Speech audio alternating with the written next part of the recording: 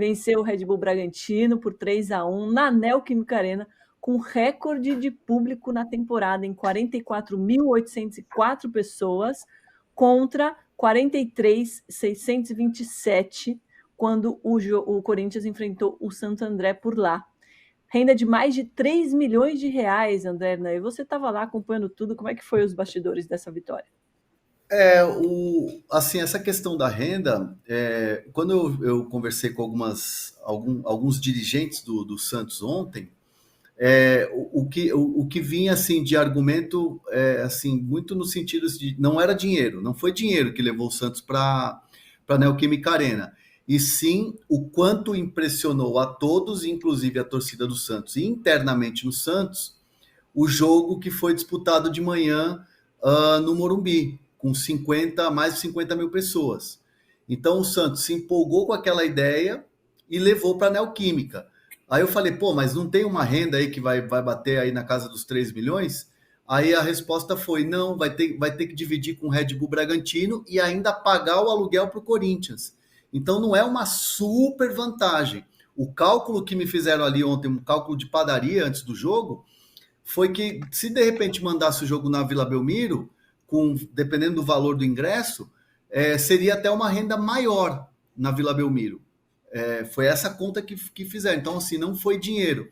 Foi uma questão de o público de São Paulo, do quanto impressionou, do quanto chamou atenção, e esportivamente dentro de campo, um campo mais rápido, um time que foi veloz e foi bastante intenso no começo, tanto que abriu o placar rápido, e acabou sendo uma noite perfeita, não só pela classificação, mas o Santos voltou a jogar bem, voltou a ser intenso, voltou a atacar, porque tinha dado aquela afrouxada, né? Tinha dado aquela. Depois da classificação, o time deu teve uma queda de rendimento, e no jogo da Portuguesa se sentiu isso muito. Tanto que classificou só nos pênaltis. Então, o Santos estava um pouco pressionado na questão de apresentação do futebol, e era uma preocupação antes do jogo. Tanto que eu conversei ali com um ou dois jogadores antes do jogo, e o papo era assim: não. Mesmo com a torcida toda a favor, o Red Bull é o favorito. O favoritismo é todo deles, porque eles têm um trabalho mais consolidado, estão há mais tempo, com treinador e tudo mais. A gente está em reconstrução. E aí o Santos foi muito incisivo, foi muito intenso e conseguiu abrir o placar. O Santos é um time que está nessa coisa da reconstrução, mas é um time que está com um elenco muito fechado e muito unido. E essa passagem para a final, independentemente do adversário que a gente vai conhecer hoje, é um Santos que vai para a Série B, que é o grande objetivo da temporada, muito fechado, com um elenco muito entrosado e um time que está dando de volta o orgulho para o torcedor. Dá para a gente fazer um paralelo com o Corinthians, né, PVC, do Santos com o Corinthians, a diferença de estágio que eles estão nesse momento, de como eles estavam no final do ano passado. E a diferença é monstruosa e tem a ver com os presidentes, né? Quer dizer, o Corinthians podia estar no estádio do Santos, porque o Marcelo Teixeira foi eleito 10 dias depois do Augusto Melo. É verdade que o Marcelo Teixeira tomou posse 2 semanas antes do Augusto Melo, mas a eleição dele foi 10 dias depois. Ou seja, ele já estava trabalhando, os dois estavam trabalhando assim que foram eleitos. O que é muito, muito cruel é você perceber como o Santos perdeu tempo, porque é muito fácil fazer dar certo. Um pouquinho de conhecimento, cuidado, paciência e coerência, você faz o time funcionar. O Carille chegou contratado no final de dezembro, e na primeira conversa com ele, o Carille disse: olha, com os jogadores que nós estamos contratando, eu tenho muita expectativa de ter um time competitivo e é possível ganhar o Paulista. E ele conseguiu cumprir a primeira promessa. Ele está na decisão do Campeonato Paulista pela primeira vez em 8 anos. O Santos chega à decisão do Campeonato Paulista. O Santos não é campeão de nada desde 2016 e pode ser campeão paulista. O time competitivo que o Carille prometeu, o Carille entregou até agora. Com pressão, com jogo forte de bola parada e de contra-ataque. Né? Ontem foram 3 gols com um repertório distinto. Bola parada, 8 minutos, 7. Joaquim. Contra-ataque, 46 minutos, Guilherme. E na hora que o Bragantino mais ameaçava, uma roubada de uma bola na marcação por pressão, bola recuperada no ataque, o gol do Juliano. Estão falando aqui no nosso... Eu acho que o Corinthians está num estágio anterior ao Santos hoje. Se pegar em peças individuais, acho que o Corinthians tem um time melhor, né? Peça por peça. A questão foi os tropeços que a diretoria deu na questão da reformulação do elenco e a demora para fazer uma troca em relação a ter a decisão e a convicção de que o trabalho do Mano Menezes não iria ir para frente. O Santos não. O Santos, claro que veio de um rebaixamento, é diferente, mas o trabalho hoje do Santos é melhor, tanto que é finalista. Então, assim, eu vejo o Corinthians num estágio abaixo em relação ao Santos, apesar das peças serem melhores.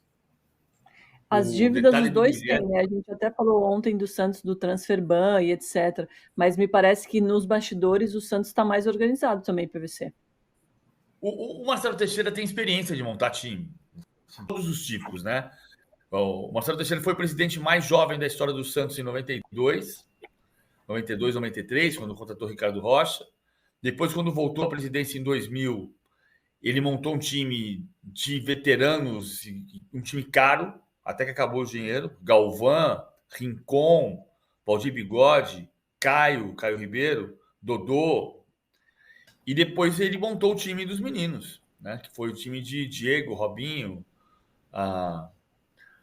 Robinho é até difícil falar o nome do Robinho, né? Mas o Robinho faz parte daquela equipe do... Quando acabou o dinheiro, foram os garotos, né? Fábio Costa, Maurinho, Alex, André Luiz e Léo, Paulo Almeida e Renato, Elano, Diego Ribas e Robinho, Alberto na frente. O time campeão brasileiro de 2002. Então ele colocou experiência. De Elano e Diego. É o Santos de Elano e Diego. Isso. Hoje em dia é o Santos de Elano e Diego. O Santos campeão brasileiro de 2002. O Marcelo Teixeira conseguiu rapidamente dar um caminho.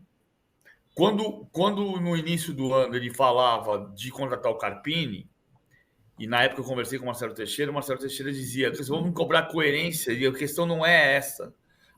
Um técnico é parecido com o outro, eu queria o Carpini, agora vem o Carille.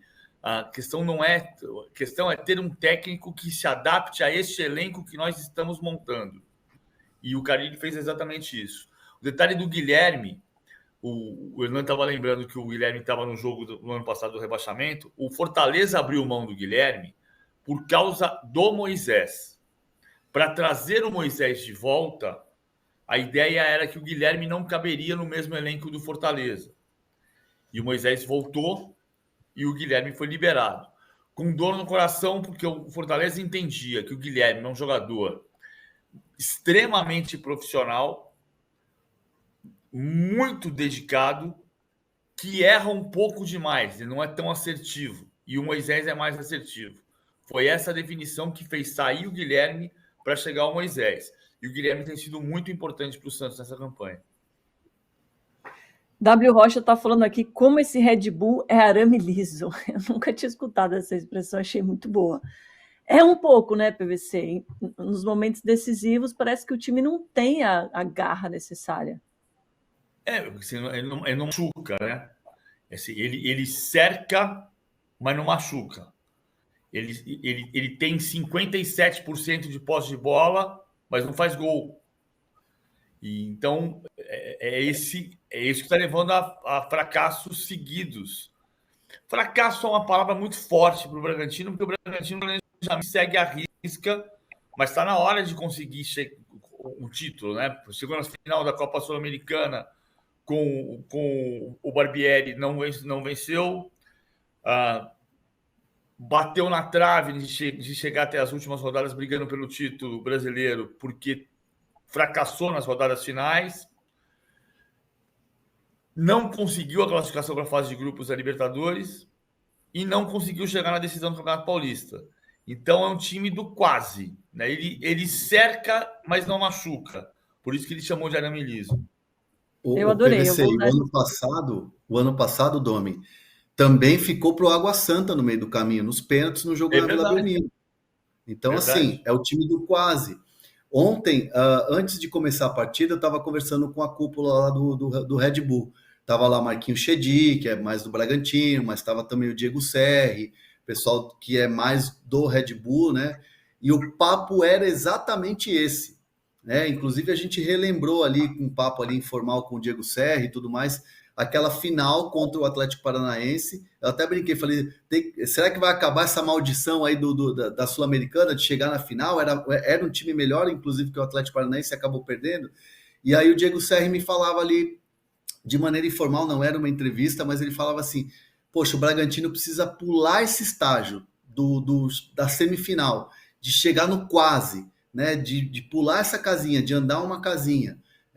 E o futebol é assim, né? O trabalho do Caixinha é um trabalho muito bom.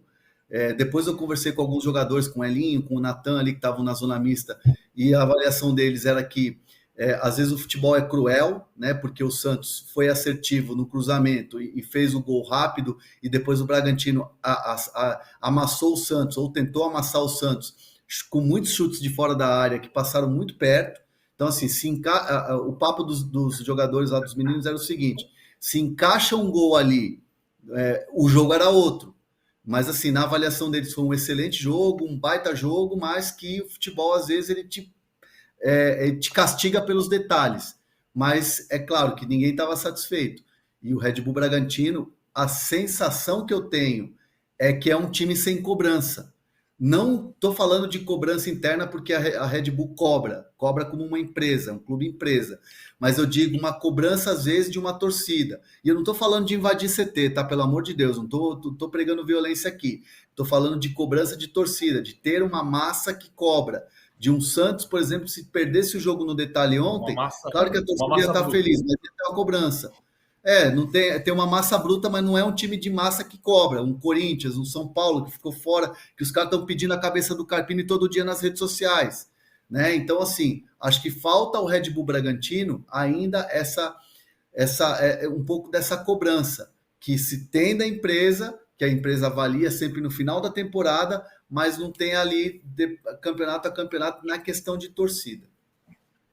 E a gente falou da renda, né, de 3 milhões de reais, um pouquinho mais de 3 milhões de reais. Eu vou pedir para o JP colocar de novo o vídeo na tela do recorde de público da Arena Corinthians na temporada, para a gente falar dessa renda mais especificamente, André, né, porque vai ter que pagar o Bragantino e tem a taxa para o Corinthians também. Você sabe quanto que o Corinthians vai ganhar emprestando o estádio? Então, o que eu ouvi de maneira daquela conta de padaria que eu te falei antes do jogo era assim, que ia ficar mais ou menos dividido em três, né? A parte do Red Bull Bragantino, a parte do Santos e o aluguel ao Corinthians e as taxas de tudo que é feito, né? Por exemplo, até os gandulas ontem eram gandulas do Corinthians pagos pelo Santos. Então, todo o staff do estádio, todo o funcionamento do estádio eram pessoas do Corinthians, da Arena, pagas. Nossa, ficou mudo, Hernan. Será que você apertou aí alguma coisa? Apertei, voltei. Assim, tudo é dividido. Então, por exemplo, ontem o Corinthians cedeu o gandula, cedeu o pessoal que leva a maca, cedeu o pessoal que dá limpeza. Até o administrador lá que eu chamo de prefeito estava lá também ajudando. Então, assim, tudo foi pago. É a mesma coisa de eu alugar a Ferrari do PVC. Eu vou ter que colocar a gasolina, né? Eu vou ter que arrumar o pneu se furar. Então, assim, essa divisão mais ou menos ficaria, a grosso modo, mais ou menos 1 milhão ali e pouco para o Red Bull, 1 milhão e pouco para o Santos, e o restante de aluguel e de taxa para o Corinthians. Então, o Santos fica com a sensação de que financeiramente, não foi um grande negócio. Um grande negócio para a torcida que deu show, um grande negócio esportivo, porque você teve um campo que te deu ali mais velocidade na bola. O que eu li Quanto ganharia foi que se fosse na Vila Belmiro? Mais ou menos 1 Santos milhão? E Portuguesa, Santos e Portuguesa deu 1,9 milhão, com 13.800 pagantes. 13.800 pagantes. Ontem foram 3 milhões e 90, 3 milhões e 99, né? 3 milhões e 90, 3 milhões e 42 mil. Eu tenho aqui. Para 44 mil pessoas. o preço médio 3 de ingresso milhões e ficou mais barato. 42 mil. 3 Isso, milhões 42.965. 42.965. Isso. O que eu li foi que o Santos pagaria, como o Hernan disse, toda a despesa operacional em torno de R$800 mil e 700 mil de aluguel, o que dá 1,5 milhão, ou seja, metade da renda. A outra metade é dividida, portanto, o Santos ficou com um plano de 750 mil contra 1,9 milhão da renda na Vila Belmiro do Santos e Portuguesa, que foi a maior renda do Santos na Vila Belmiro nesse ano. A segunda maior renda foi 885 mil. Ou seja, o Santos fez um 0-0 de dinheiro, mas fez uma festa gigantesca com a sua torcida. Como a gente falou ontem, o Santos tem uma torcida muito grande na capital. Cansei de ver jogo do Santos com mais de 100 mil pessoas. Só Santos e Flamengo, por exemplo, com a maior parte da torcida disparadamente do Santos. 120 mil em 83, 111 mil em 83. E o Santos sempre jogou em lugares fora da Vila Belmiro. Inclusive, foi campeão do mundo no Maracanã. Agora, para o Santos, então, ficou no 0-0 em termos financeiros, mas para a torcida foi sensacional e para o campo também, como disse o Hernan. E para o Corinthians, como é que ficou? Tinha alguns torcedores bravos antes do jogo, que fizeram um protesto que eu ri, mas que é ridículo se você pensar que eles jogaram peixe no próprio estádio. Que não além de ser um desperdício de alimento, não é vantajoso você destruir seu próprio estádio, né? O negócio vai ficar fedido, alguém vai ter que limpar, enfim. Mas para o Corinthians, como é que fica ver o Santos tendo recorde de público na temporada até aqui? Obviamente, vai passar, como o São Paulo passou, depois que o Santos bateu o recorde no Morumbi. Mas qual é o balanço que fica para o Corinthians? Foi uma boa ter emprestado? Vale a pena emprestar agora para o próximo jogo, PVC? Eu acho que sim, cara. A gente está numa fase da intolerância total, né? Do muito clubismo. maluco isso. No ano passado, eu estou pesquisando só aqui para ver, eu acho que o Santos mandou o jogo no Parque São Jorge. No passado. O Santos foi campeão no Parque São Jorge. O primeiro título do Santos foi no Parque São Jorge. Só que foi contra o Corinthians. A gente cresceu em São Paulo. Eu acho muito legal a história de ter cada um jogando na sua casa. O Santos ter a Vila Belmiro como sua casa, fazer os clássicos na Vila Belmiro, o Palmeiras jogar no Allianz Parque, o São Paulo no Morumbi, o Corinthians em Itaquera. Acho muito legal. Voltar um tempo anterior ao Pacaembu.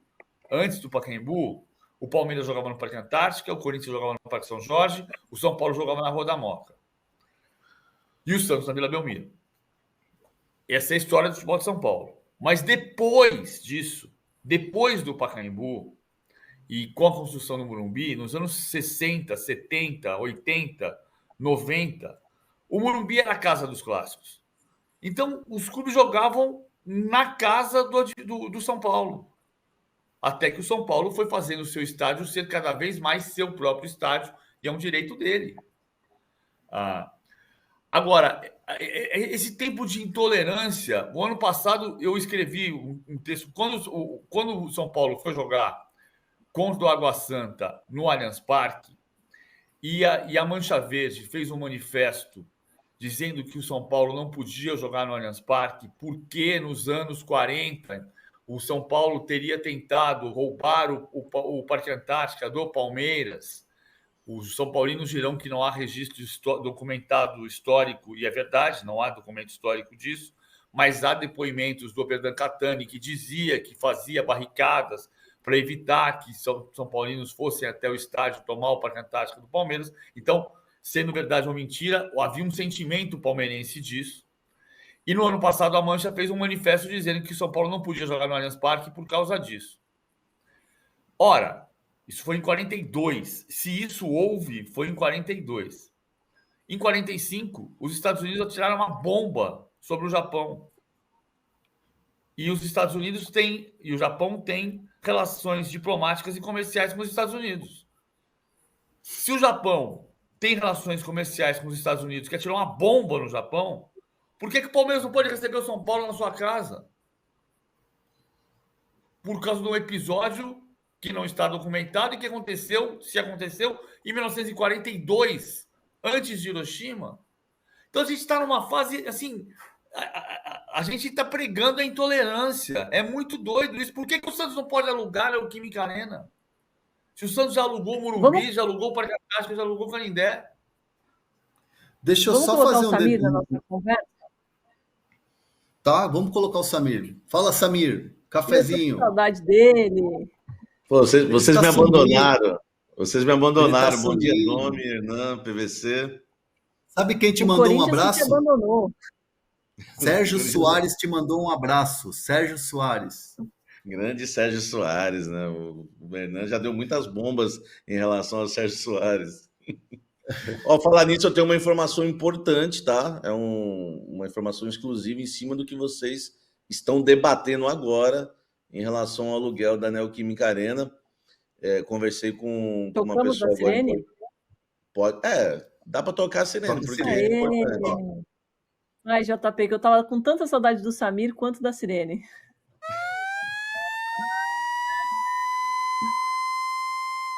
Diga lá.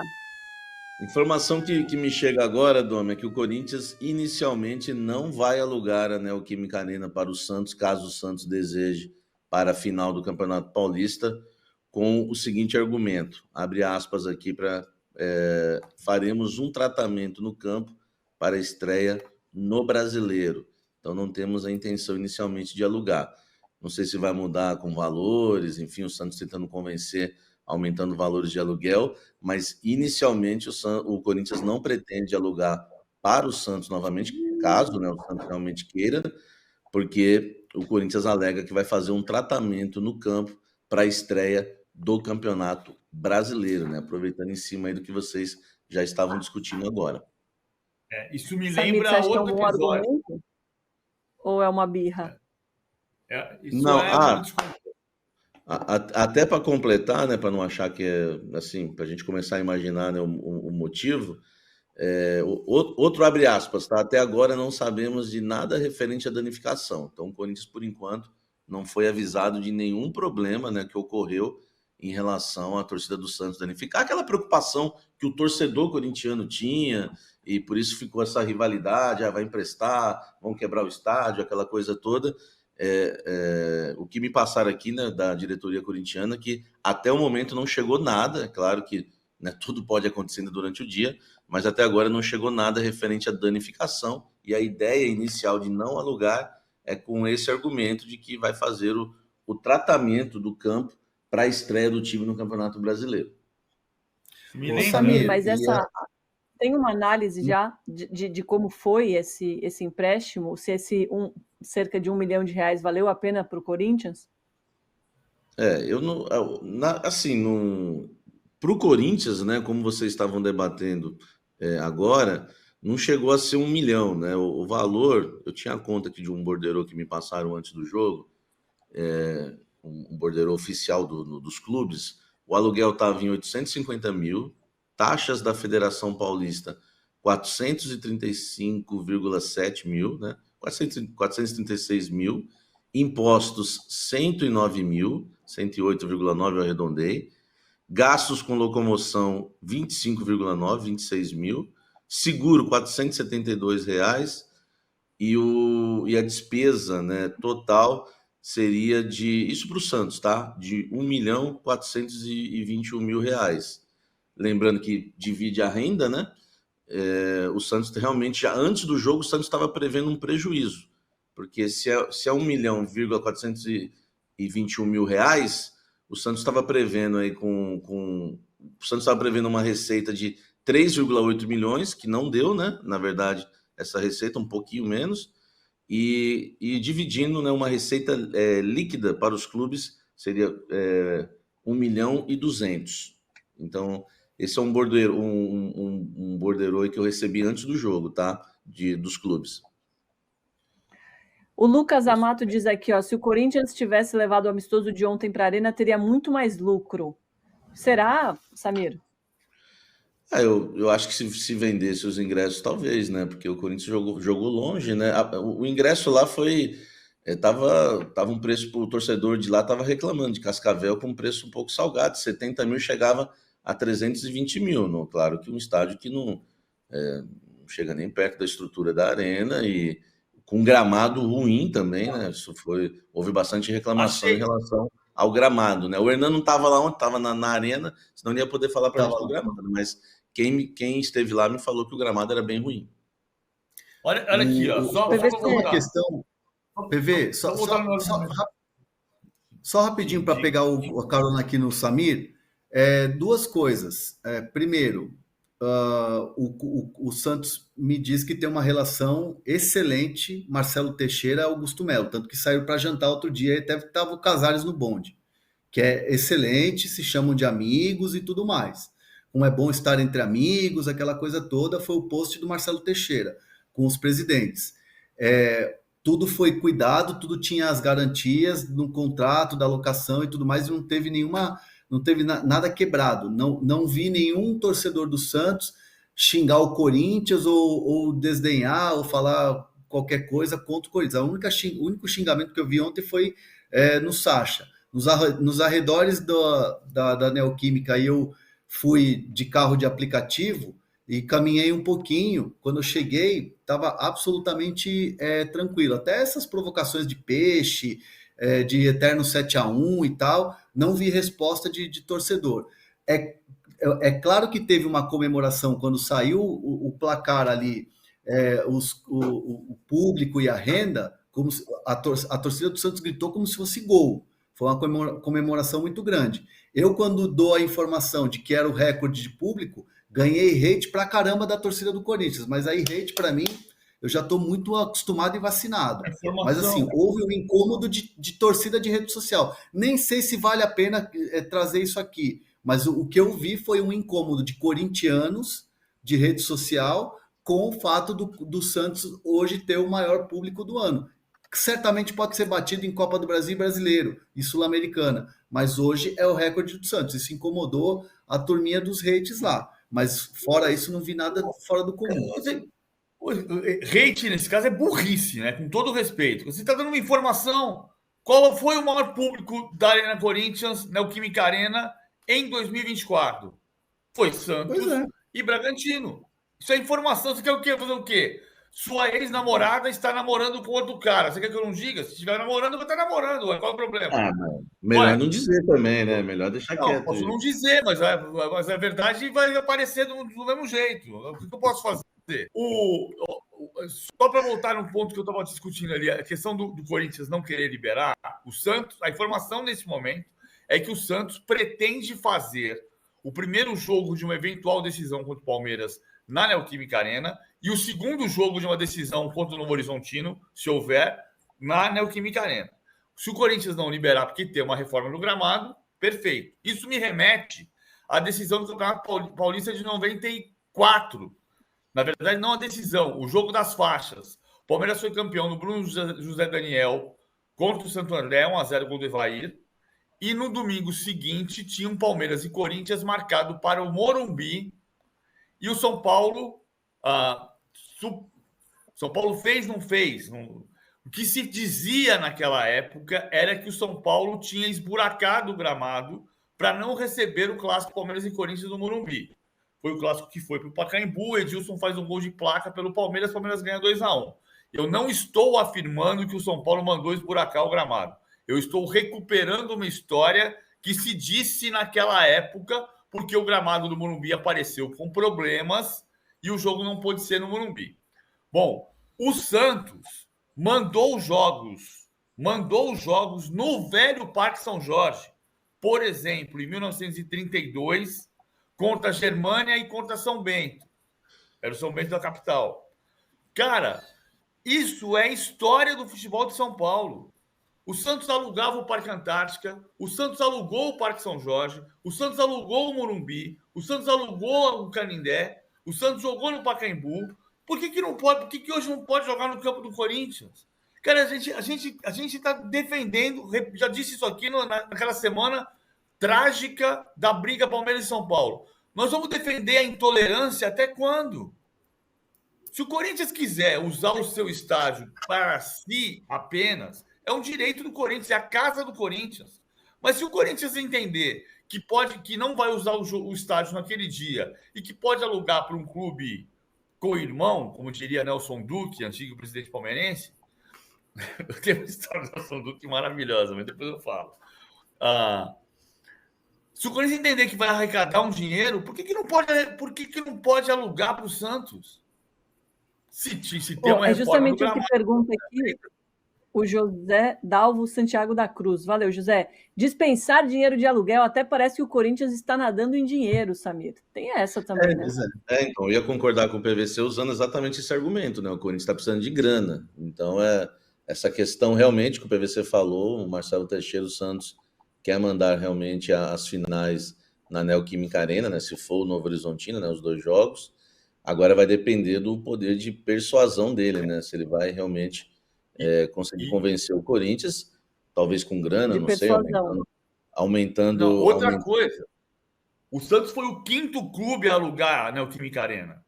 A Neoquímica Arena já foi alugada para a Inter de Limeira, já jogou mandando lá. O Novo Horizontino mandou o Santos em 2020, era a pandemia, não tinha torcida, mas o Novo Horizontino e Santos jogaram com o mando do Novo Horizontino na Neoquímica Arena. Teve Fla-Flu na Neoquímica Arena e teve Bragantino na Neoquímica Arena, como mandante. O Santos foi o 5º a alugar a Neoquímica Arena. Não é a primeira vez que a Neoquímica Arena é alugada. Contra o Flamengo já tinha dado polêmica, porque personalizaram a Arena e o torcedor ficou bravo. Eu não sei ontem, não reparei, porque eu estava assistindo o jogo do Corinthians, né, trabalhando no jogo do Corinthians, então eu só vi os melhores momentos do jogo do Santos. Eu não sei se foi personalizado o estádio para o Santos, mas as bandeirinhas de escanteio com as bandeiras do Flamengo deixaram o torcedor corintiano revoltado da outra vez. Cara, mas assim, vou dizer, era só o luminoso, só o letreiro que fica ali naquele, não é um anel ali, né? Mas naquele pavimento do meio onde você tem LED. Ali Sim. Tinha o símbolo do Santos. Agora, não estava envelopado o vestiário, tá? Eu fui no vestiário. Eu fiz uma gravação lá no vestiário. O vestiário não estava envelopado. O Santos não usou o vestiário do Corinthians.